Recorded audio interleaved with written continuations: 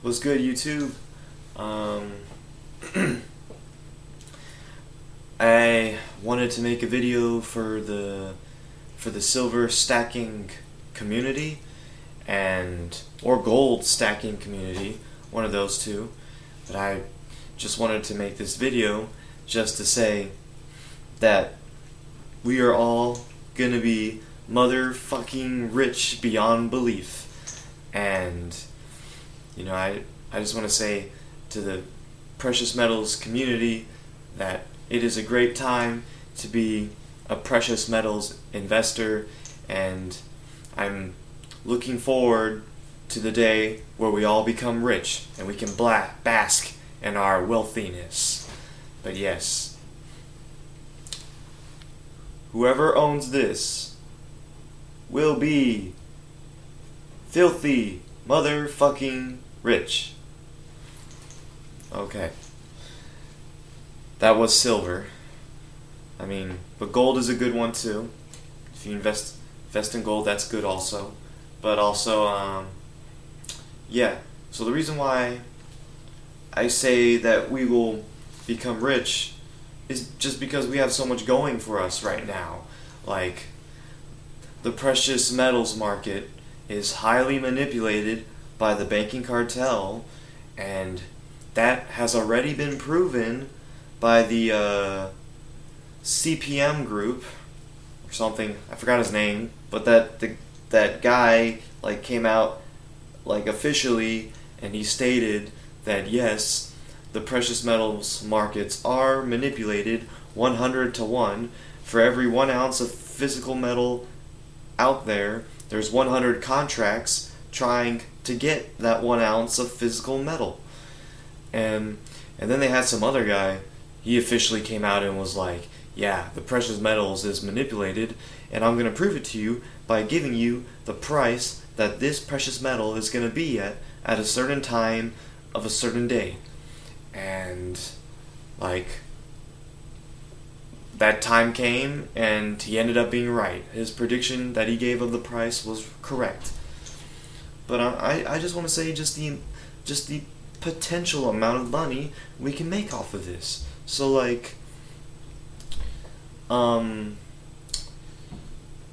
so what was it? Where's my calculator? So if the precious metals market is manipulated 100 to 1, supposedly, so 100 contracts for gold. Oh shit. So gold is what? 1100 right now? 1100 times. That's the lowest price too that I can think of. 1100. So that's potentially $110,000. So if the banking cartel was not manipulating the price and they just let gold go off on its own, free of manipulation, gold would be $110,000 right now. And that's crazy. And Adrian Douglas, a member of GATA, who's been working to expose the banking cartel's precious metals manipulation, he's saying that the contracts are 45 to 1. So for every ounce of physical gold there's 45 contracts to it. And his conservative price was $56,000. And that video was done maybe 3 years ago. So who knows how much paper contracts they're pumping into the market now, how much they've pumped into it so far, how many dollars there are in existence now. Because that's how it's supposed to be. That's how gold is supposed to be. The dollar is backed by the amount of gold. The gold is backed by the amount of dollars in existence. So the more dollars that there are, the more valuable gold is. So yeah, because how can I say? You have $1 and then one piece of gold, so it's equal. But if you have $10 and one piece of gold, that $10 is divided by that 1 ounce of gold. So now, say if gold was $1,000, now each dollar is $100 because there's 10 of them instead of just one. But yeah, and silver is just even more opportunity, much more opportunity. I'm like saying, like, people, darn it, what happened to the video? Okay. People that own silver are going to be amazingly rich too. Silver is so highly manipulated also. If you check out Truth Never Told's videos, he states that 1 ounce of silver was about $960, about 1 ounce of silver, prior to the 1900s, 1800s. Back, it was silver. The price of silver 1 ounce was $960, 1 ounce, and he states that because back in the Roman times, a Roman would get a denarius for 1 day's worth of hard labor.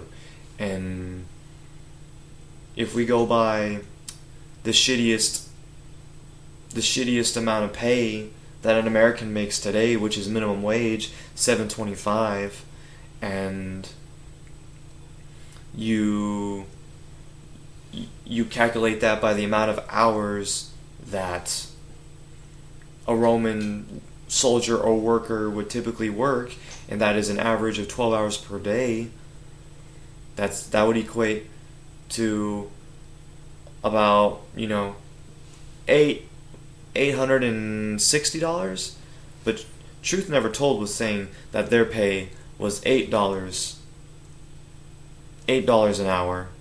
So, and a denarius is 1/10 the ounce of silver, 1/10. So you multiply that by 10. So what? $8 an hour, supposedly a Roman worker would make. $8 an hour times 12. What was that? $96, I think. Truth Never Told said. 96 times 10, $960. Now say, okay, if you want to go by the worst case scenario, a Roman soldier or Roman worker didn't make $8 an hour. Say they made $7.25 an hour, which is what the current American worker makes. That's still fucking, that goes up to my equation, $860. So 1 ounce of silver should be $860 if you want to go by that scenario. Say they made something even worse than that. Say they only made $5 a goddamn hour. Okay? That's like the shittiest pay ever. You can't even live off of that. But let's say it's $5 an hour. $5 an hour, 1/10 a denarius, 1/10 an ounce of silver. 5 times 10, $500. Even if we went by a shittier amount of pay, $5. That still equates to silver should be $500 an ounce. That is still flippin' amazing. So, and I'm pretty sure Roman workers got paid more than $7.25, because $7.25 is really shitty pay for an American worker, and you can't even live off of that. Or you can't even pay off your bills. You can't even pay off your rent, your food, your energy bills. You can't even live off $7.25. So I'm pretty sure their pay was even better than that. I mean, that's why the Romans flourished in the first place, right? Because they had a good economy, and a good economy equals to people living the good life in a good economy. So, and our economy is not good right now. And I'm giving you the amount somebody made during the Roman times, during good times, when the economy was good. So I'm pretty sure it was higher than $7.25. So the fact that you can get an ounce of silver for $15, 15 motherfucking bucks, that is unflipping believable. If we go to a worst case scenario and silver goes up to $500, I mean, that's still huge profit. And this $960 estimate, it was like this all the way up until the 1900s. Like, industrial workers during the industrial era of the 1800s was still earning about a denarius, a tenth of an ounce of silver, for a day's worth of human labor. So this went up all the way up to the 1900s until the Federal Reserve Bank came to life. And once the Federal Reserve Bank came to life, that's when the silver prices went all out of whack. So, yeah. And I'm pretty sure the Federal Reserve's main source of power, the dollar, is going to die soon, because the dollar is dying at a rapid pace and is going to be replaced as from the world reserve currency status by next year, September 2015, according to, news from the elite. But yeah, that's a whole nother topic. But pretty sure the whole reason why silver's price has been out of whack for like only 100 years. 100 years. The past years before the 1900s, it was for the most part accurate, and that accurate statement of what silver's price should be was about $960 for an ounce of silver, according to around the dollar's value of today. So, that video was made about 3 years ago, so who knows? So maybe instead of it being $960 for an ounce of silver, it would equate to maybe about $1,100 an ounce of silver, balancing out the inflation that has happened within the past 3 years. So it would be worth maybe $1,000 in today's dollar standard. So whoever owns silver is just going to be flipping rich beyond belief. And what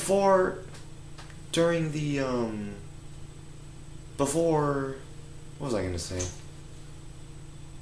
Before the 1900s, there was actually more silver back then. We had a lot more silver back then in stockpiles. And today, we have even less silver than before the 1900s. Even less.